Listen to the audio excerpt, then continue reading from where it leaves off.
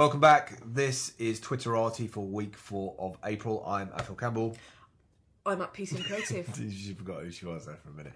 This is a very interesting one this week, Twitterati. Santiago, talk to me. Santiago Swallow. Okay. The biggest social media star you've never heard of. So, elaborate. Who is this guy? Where's he come from? Okay. Who is Santiago Swallow? Well, if you have to ask, you're obviously not keeping in touch with what's going on in the world. 42-year-old Swallow was born in Mexico, but then moved to the US to become one of the most revered gurus of the internet age. He has been described as one of the greatest thinkers of the millennial generation. Wow. Despite being in his 40s, Swallow retains his youthful appearance.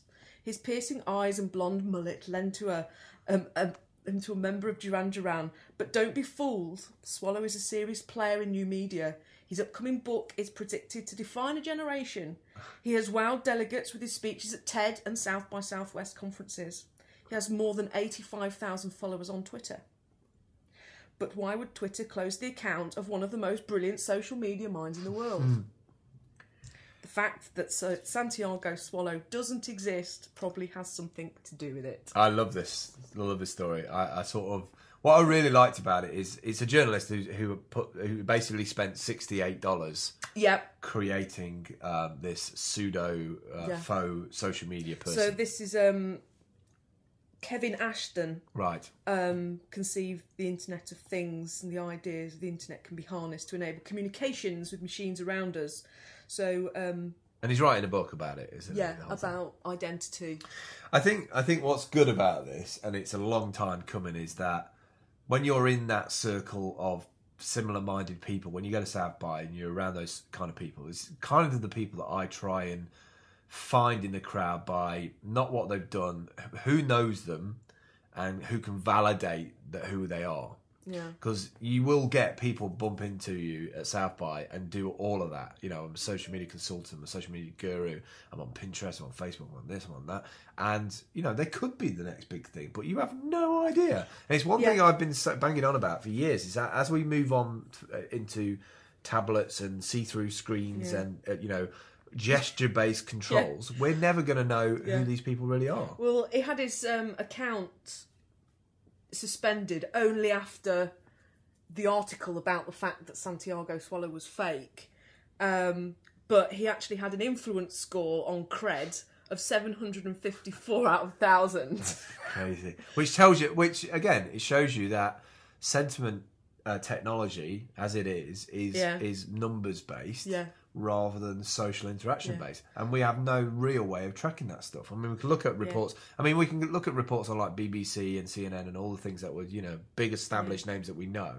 And there we can sort of say, okay, they have done that. That is genuine. But I think we're going to see a lot more of this. Anti-social media is going to rise at an exponential rate because people are obsessed with numbers. But he also, I mean, he created a Wikipedia page for this guy. It's amazing. Twitter. So he had all of the things that they don't give you search engine traffic, but when you search for a name, because they're very influential sites, they pop to the top and they loan to credibility. And it brings up an interesting thing about how you need to garner the basics of your online identity, because there was a few people that I've spoken to over the last couple of days who have been very excited and very passionate about what they're trying to do in the city of Nottingham. Right. For me, my first protocol is, wow, I want to read more about what this person's done. Have they got a blog? What are they doing? I want to be able to support them and retweet them. Right. But when I've looked into them, they have no profile at all of any kind, which then kind of blows, you know, it makes me feel a little bit uneasy because I think, you know, are they genuine? Well, that local versus global thing I keep on banging on about is that on a global sense, it doesn't matter how much amazing work you're doing locally if nobody knows you anywhere else in the world. Yeah. And so, you know, managing your footprint online, if you don't manage it, somebody else potentially will. You know, somebody can hijack your digital identity and go to an event and say they're you and say all sorts of... And that, you know, securing your digital footprint online and being able to validate the background behind it is going to be massive. Right? Digital PAs for business thought leaders who are making products in the physical objects are going to need a PA.